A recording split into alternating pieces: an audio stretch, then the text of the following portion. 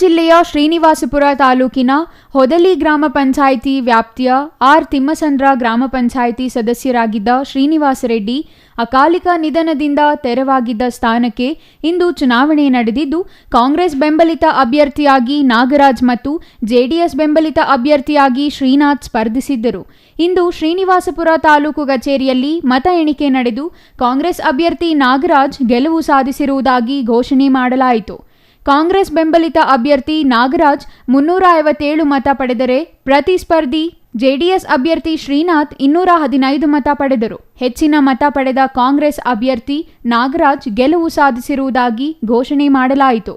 ಫಲಿತಾಂಶ ಪ್ರಕಟವಾದ ನಂತರ ಗೆದ್ದ ಅಭ್ಯರ್ಥಿ ನಾಗರಾಜ್ ಅಂಬೇಡ್ಕರ್ ಪುತ್ಥಳಿಗೆ ಮಾಲಾರ್ಪಣೆ ಮಾಡಿದರು. ನಂತರ ಮಾತನಾಡಿ ಆಶೀರ್ವಾದ ಮಾಡಿದ ಎಲ್ಲ ಮತದಾರರಿಗೂ ಅಭಿನಂದನೆ ತಿಳಿಸಿದರು. ಪಕ್ಷಾತೀತವಾಗಿ ಕೆಲಸ ಮಾಡುತ್ತೇನೆ, ಗ್ರಾಮದ ಸರ್ವತೋಮುಖ ಅಭಿವೃದ್ಧಿಗೆ ಶ್ರಮಿಸುತ್ತೇನೆ ಎಂದು ತಿಳಿಸಿದರು.